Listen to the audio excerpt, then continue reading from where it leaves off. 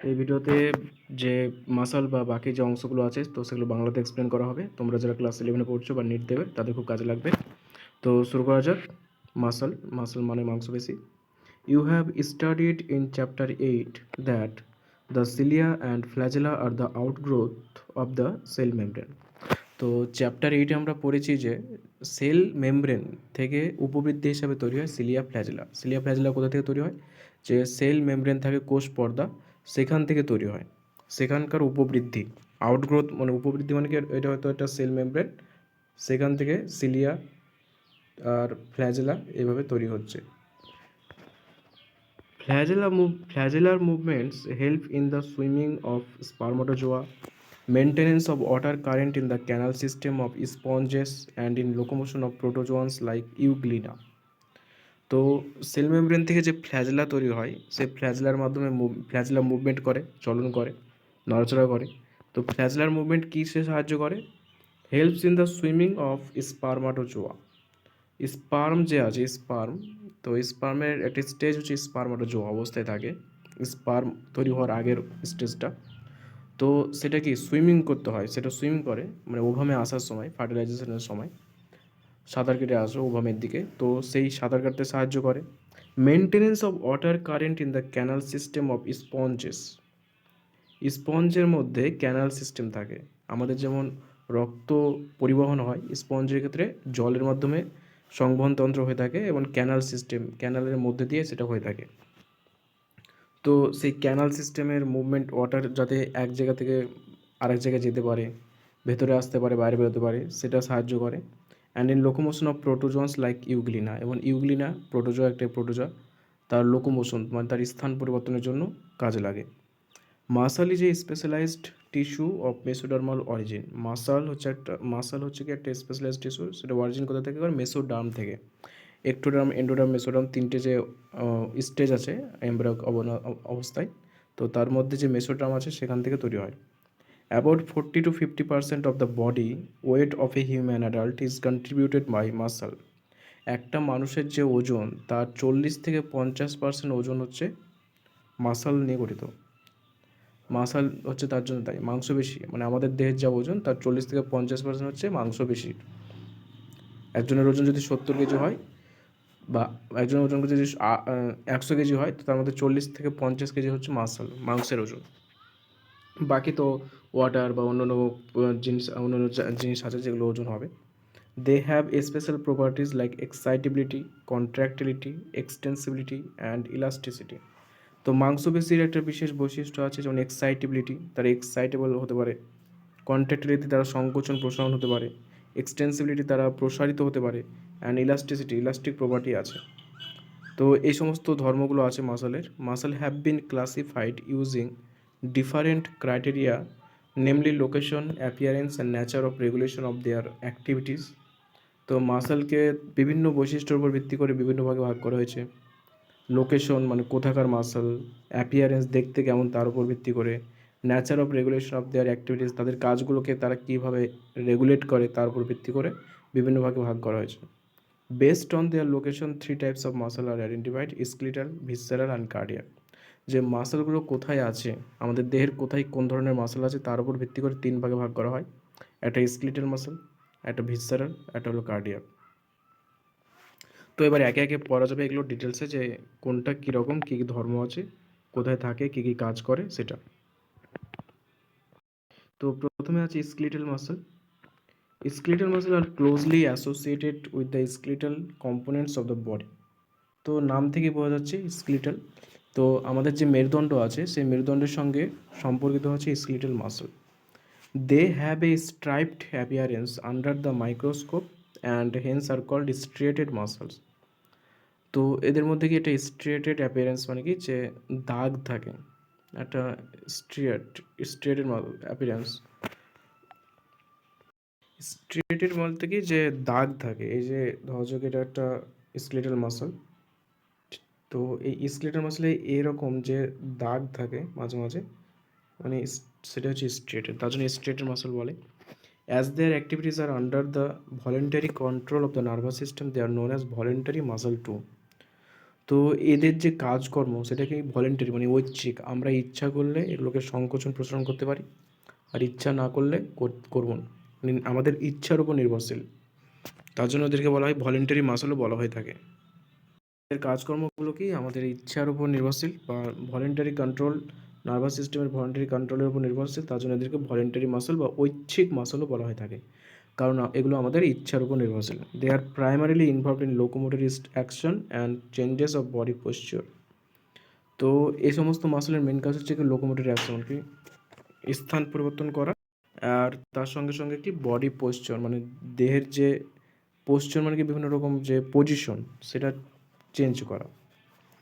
তো skeletal muscle তাহলে বলা হল যে কোথায় সম্পর্ক কী আছে। স্কেলেটাল মাসল হচ্ছে স্কেলেটালের স্কেলেটনের সঙ্গে থাকে, মানে যে কঙ্কাল আমাদের যা আছে, হাড় আছে তার সঙ্গে সম্পর্কিত, তার সঙ্গে থাকে। এর মধ্যে স্ট্রাইপ থাকে, মানে দাগ থাকে, আর তার জন্য স্টেটেড মাসল বলে। আর এদের অ্যাক্টিভিটিগুলো নিউরাল সিস্টেমের যে ভলেন্টারি মাসল আছে সেটা নিয়ন্ত্রণ করে, তার জন্য এদেরকে ভলেন্টারি মাসলও বলা হয়। আর এদের কি লোকোমোশন আর তার সঙ্গে সঙ্গে বডি পোশ্চার, দেহের যে পজিশন সেটা চেঞ্জ করতে সাহায্য করে। এবার নেক্সট আছে visceral muscle. Visceral muscle are located in the inner walls of hollow visceral organs of the body like the alimentary canal, reproductive tract etc. তো ভিসেরাল মাসল কোথায় থাকে? Inner walls of hollow visceral organ. আমাদের যে visceral organ মানে কি ভেতরে, শরীরের ভেতরের দিকে যে সমস্ত অঙ্গানগুলো আছে, যেমন যেমন বলতে গেলে যে লিভার, স্টোম্যাক, যে ইনার ভিসেরাল অর্গানগুলো আছে, যেমন অ্যালিমেন্টারি ক্যানাল মানে হচ্ছে আমাদের যে গ্রাসনালী, পাকস্থলী, রিপ্রোডাক্টিভ ট্র্যাক্ট, যেমন রিপ্রোডাক্টিভ ট্র্যাক্ট বলতে হয় যে ফ্যালপিয়ান টিউব থাকে মেয়েদের, এগুলো ইটিসি এর মধ্যে থাকে। They do not exhibit any striation and are smooth in appearance. এদের মধ্যে কোনো দাগ থাকে না, কোনো রকমের যে স্ট্রিয়েশন যেটা দেখলাম স্মুথ স্কেলেটাল মাসলে ছিল সেটা এখানে থাকে না, এবং এরা স্মুথ হয়, মসৃণ হয়, কোনো দাগ থাকে না। Hence they are called smooth muscle বা নন স্ট্রেটেড মাসল। এই জন্য এদেরকে বলা হয় smooth muscle. Their activities are not under the voluntary control of the nervous system and are therefore known as involuntary muscle. এদের যে কাজ এটা কিন্তু আমাদের ইচ্ছার উপর নির্ভরশীল নয়, এটা ভেতরে থাকে, শরীরের ভেতরের দিকে যে অঙ্গগুলো থাকে, রিপ্রোডাক্টিভ ট্র্যাক্ট, অ্যালিমেন্টারি ক্যানাল, সেখানে থাকে। এবং কি ভেতরের কাজগুলো তো আমরা নিয়ন্ত্রণ করছি না ইচ্ছাকৃতভাবে। তো এগুলো আমাদের ইচ্ছার অধীনে না, এটা নার্ভাস সিস্টেম অটোমেটিক কন্ট্রোল করে প্রয়োজন অনুসারে। They assist, for example, in the transportation of food through the digestive tract and gametes through the genital tract. তো এগুলো কী কাজ করে, যে কী কাজে সাহায্য করে, যে খাবারটাই যে গ্রাসনালী দিয়ে পাকস্থলীতে পৌঁছাচ্ছে এটা সাহায্য করছে। তারপর যে এই যে ওভামটা বা স্পার্মটা ফ্যালোপিয়ান টিউব দিয়ে যাচ্ছে, তো সেটাকে কন্ট্রোল করে। তো আমাদের দেহের অভ্যন্তরীণ বিভিন্ন রকম কাজকে এটা কন্ট্রোল করে, সেই কাজগুলো এগুলো করে থাকে ভিসেরাল মাসল। তো পার্থক্য তাহলে বোঝা গেল দুটো স্কেলেটাল মাসল, ভেসেরাল মাসল। স্কেলেটাল মাসলের মধ্যে স্ট্রেটেড থাকে, ভেসেরাল মাসল থাকে না। স্কেলেটাল মাসল কঙ্কালের সঙ্গে যুক্ত বা হাড়ের সঙ্গে থাকে, আর ঐচ্ছিক হয়, আমরা নিজের ইচ্ছে মতো সেটাকে সংকোচন প্রসারণ করতে পারি বা কাজ করতে পারি। আর ভেসেরাল মাসল ভেতরের দিকে থাকে এবং এটা অনিচ্ছিক হয় বা এটা স্মুথ হয়, কোনো স্ট্রেশন থাকে না। স্কেলেটাল মাসল কী কী কাজ করে, যে লোকোমোশনে সাহায্য করে। আর ভেসেরাল মাসল কি, এই যে খাবারটা ভেতরের দিকে যাচ্ছে বা ফ্যালপিয়ান টিউব দিয়ে ওভাম যাচ্ছে সেগুলোতে সাহায্য করে। As the name suggests, cardiac muscle of the heart. Muscles are the muscle of the heart. Cardiac মানে হার্ট, তো মাসল কার্ডিয়াক মাসল মানে হার্ট যে মাসল দিয়ে তৈরি, হৃৎপিণ্ড, সেটা হচ্ছে cardiac muscle. Many cardiac muscle cells assemble in a branching pattern to form a cardiac muscle. অনেকগুলো কার্ডিয়াক মাসল সেল একসঙ্গে যুক্ত হয় এবং ব্রাঞ্চিং আকারে এবং কার্ডিয়াক মাসল তৈরি করে। বেসড অন অ্যাপিয়ারেন্স, ব্রাঞ্চিং মানে কি শাখা প্রশাখার মতো এইভাবে তৈরি হয়ে থাকে, ঠিক আছে, হার্টের যে মাসলগুলো। Based on appearance cardiac muscle are striated, এগুলো স্ট্রেটেড থাকে, এভাবে যে স্কেলেটাল মাসল ছিল স্ট্রেটেড, সেরকম স্ট্রেটেড থাকে। দে আর ইনভলেন্টারি ইন নেচার, এরা অনিচ্ছিক হয়। হৃৎপিণ্ডের কাজ তো আমরা ইচ্ছা করলাম বন্ধ করে দিলাম, ইচ্ছা করলাম আবার হৃৎপিণ্ড বিট করছে, এমন তো না, সেটাও চলতেই থাকে, যতদিন বেঁচে থাকবো ততদিন চলছে, আমাদের ইচ্ছার উপর না। তো এটা হচ্ছে involuntary. As the nervous system does not control their activities, nervous system এটা কন্ট্রোল করছে না, তার জন্য এটা হচ্ছে ইনভলেন্টারি। তো কার্ডিয়াক মাসল বোঝা গেল যে হার্টে থাকে মাসলটা, রেজিস্ট্রেটেড হয়, নন ইনভলেন্টারি হয়ে থাকে। আর এটা স্ট্রেশন থাকে না। Let us examine skeletal muscle in detail to understand the structure and mechanism of contraction. তো এবার কি যে একটা স্কেলেটাল মাসল যেটা প্রথমেই পড়লাম আমরা, যেটা হাড়ের সঙ্গে যুক্ত থাকে, কঙ্কাল তন্ত্রের সঙ্গে যুক্ত থাকে, তো সেটা ডিটেলসে পড়া যাবে যে এটা কীভাবে কন্ট্রাকশন করে থাকে। Each organised skeletal muscle in our body is made of a number of muscle bundles or fascicles held together by common collagenous connective tissue layer called fascia. প্রত্যেকটা স্কেলেটাল মাসল যেটা আছে সেটা প্রচুর অনেকগুলো মাসল বান্ডেল বা ফেসিক্যালস নিয়ে গঠিত, যেগুলো আবার একে একে যুক্ত হয় কানেক্টিভ টিস্যু ফ্যাসি, যাকে একত্রে বলে ফ্যাসি। Each muscle bundle contains a number of muscle fibre. আর প্রত্যেকটা মাসল বান্ডেল আবার অনেকগুলো মাসল ফাইবার নিয়ে তৈরি হয়। Each muscle fiber is lined by plasma membrane called sarcolemma enclosing the sarcoplasm. তো এটা বোঝাচ্ছে ছবিতে বললেই সেটা বুঝতে পারবে যে কি বলছে এটা। ছবিতে দেখলে বোঝা যাবে যে কি বলতে চাইছে যে এখানে যে এই যে প্রত্যেকটা দেখতে পাচ্ছ এক একটা হচ্ছে মাসল ফাইবার, ঠিক আছে। এই যে অনেকগুলো মাসল ফাইবার আছে, এইগুলো একসাথে যুক্ত হয়ে একটা তৈরি করে মাসল বান্ডেল, যেটা কোলাজেন দ্বারা আবৃত থাকে, কোলাজেনাস একটা স্ট্রাকচার দিয়ে আবৃত থাকে। এবার এইরকমই যে দেখতে পাচ্ছ এরকম অনেকগুলো মাসল বান্ডিল, এই যে অনেকগুলো মাসল বান্ডিল একত্রিতভাবে এই যে বড় একটা গঠন করছে, এটা হচ্ছে ফ্যাসি, ঠিক আছে। তো এটাই এখানে বলা হয়েছে। তো এই যে দেখতে পাচ্ছ যে প্রত্যেকটা স্কেলেটাল মাসল আমাদের বডিতে অনেকগুলো মাসল বান্ডিল বা ফেসিকালস দিয়ে গঠিত। এই যে মাসল বান্ডিল দিয়ে গঠিত, এবং কোলাজেনাস কানেক্টিভ টিস্যু লেয়ার কল্ড ফ্যাসি, মানে এই যে আবরণ থাকে সেই আবরণটার নাম হচ্ছে ফ্যাসি। কোলাজেন দিয়ে গঠিত একটা কানেক্টিভ টিস্যু। প্রত্যেকটা মাসল বান্ডিলের মধ্যে অনেকগুলো মাসল ফাইবার নিয়ে গঠিত, যেটা দেখালাম যে এই যে মাসল বান্ডিল আছে তার মধ্যে দেখতে পাচ্ছ মাসল ফাইবার, অনেকগুলো মাসল ফাইবার আছে।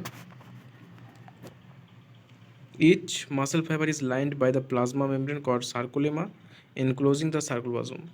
তো প্রত্যেকটা মাসল ফাইবারের মধ্যে আবার থাকে সার্কোলেমা, যে সার্কোলেমার মধ্যবর্তী স্থানে থাকে কি সার্কোপ্লাজম, এই যে প্লাজমা থাকে যে সার্কোপ্লাজম, আর আবরণটা হচ্ছে সার্কোলেমা প্রত্যেকটা মাসল ফাইবারে। Muscle fibre is a syncytium as the sarcoplasm contain many nuclei. তো মাসল ফাইবারের মধ্যে যে সার্কোপ্লাজম থাকে তার মধ্যে অনেকগুলো নিউক্লিয়াস থাকে, আর অনেকগুলো নিউক্লিয়াস যদি কোনো কোষে থাকে তাকে সিনসিটিয়াম বলে। তো মাসল ফাইবার হচ্ছে সিনসিটিয়াম।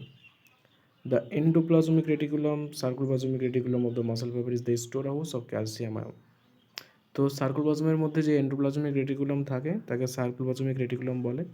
তো সেটা কি নিয়ে গঠিত? ক্যালসিয়াম প্লাস 2 আয়ন নিয়ে গঠিত। তাহলে সার্কোপ্লাজমিক রেটিকুলাম কি, যে সার্কোপ্লাজমের মধ্যে যে এন্ডোপ্লাজমিক রেটিকুলাম থাকে তাকে সার্কোপ্লাজমিক রেটিকুলাম বলে, যেটা ক্যালসিয়াম প্লাস 2 আয়ন থাকে। তো a characteristic feature of the muscle fiber is the presence of a large number of parallelly arranged filaments in the sarcoplasm called myofilaments or myofibrils. সার্কোপ্লাজমের মধ্যে আরেকটা অংশ কি থাকে, যে সার্কোপ্লাজমের মধ্যে প্যারালালি অ্যারেঞ্জড অনেকগুলো মানে সমান্তরালভাবে থাকে অনেকগুলো মায়োফিলামেন্টস বা মায়োফাইব্রিল থাকে, ফিলামেন্টস থাকে, যাকে মায়োফিলামেন্টস বা মায়োফাইব্রিলস বলে। মায়ো মানে মাসল, ঠিক আছে। Each myofilament has alternate dark and light bands on it. কারণ প্রত্যেকটা যে মায়োফিলামেন্টস তার মধ্যে অল্টারনেটলি ডার্ক আর লাইট, ডার্ক মানে ঘন আর লাইট মানে পাতলা ব্যান্ডস থাকে তার মধ্যে। A detailed study of the myofibril has established that the striated appearance is due to the distribution pattern of two important protein, actin and myosin. এই যে কোনো জায়গাটা ডার্ক হয়ে যাচ্ছে, কোনো জায়গাটা লাইট ব্যান্ড তৈরি হচ্ছে, এটার কারণ হচ্ছে অ্যাক্টিন এবং মায়োসিন এই দুটো প্রোটিনের জন্য। অ্যাক্টিন আর মায়োসিন এই দুটো প্রোটিনের ডিস্ট্রিবিউশনের জন্য এটা হয়ে থাকে। এবং এই দুটো প্রোটিনের যে ডিস্ট্রিবিউশনটা কোনোটা ডার্ক কোনোটা লাইট মানে কোনোটা ঘন কোনোটা পাতলা হওয়ার জন্য এই স্ট্রেটেড অ্যাপিয়ারেন্সটা দেখা যায়। এই যে স্ট্রেশনটা দেখতে পাচ্ছিলাম যে দাগ থাকে, তো যেখানে ঘন সেখানে দাগ থাকে, যেখানে ঘন হয় না সেখানে দাগটা থাকে না। তো দুটো প্রোটিন অ্যাক্টিন মায়োসিন দেখলাম। The light bands contain actin and is called I band or isotropic band. যে ব্যান্ডটা লাইট হয় তো সেখানে কি অ্যাক্টিন মাসল থাকে এবং তার জন্য কি আই ব্যান্ড বা আইসোট্রপিক ব্যান্ড বলে। আর যেটা ডার্ক হয় সেখানে তাকে এ বা অ্যানাইসোট্রপিক ব্যান্ড বলা হয়, কারণ এখানে থাকে myosin. Both the proteins are arranged as rod like structure. দুটো প্রোটিনই রডের মতো অ্যারেঞ্জ থাকে, প্যারালাল টু ইচ আদার, একে অপরের সঙ্গে প্যারালালি থাকে, and also to the longitudinal axis of the myofibril. মায়োফাইব্রিলের লঙ্গিটিউডিনাল অ্যাক্সিস বরাবর থাকে। তো এখানে ডিটেলসে বলা হয়েছে যে অ্যাক্টিন আর মায়োসিনটা কেমন হবে। এই যে ছবিতে দেখা যাচ্ছে, এই যে এটা মোটা যেটা আছে সেটা হচ্ছে এ ব্যান্ড বা অ্যানাইসোট্রপিক ব্যান্ড, আর এই যে পাতলা যেটা দেখা যাচ্ছে সেটা হচ্ছে আই ব্যান্ড।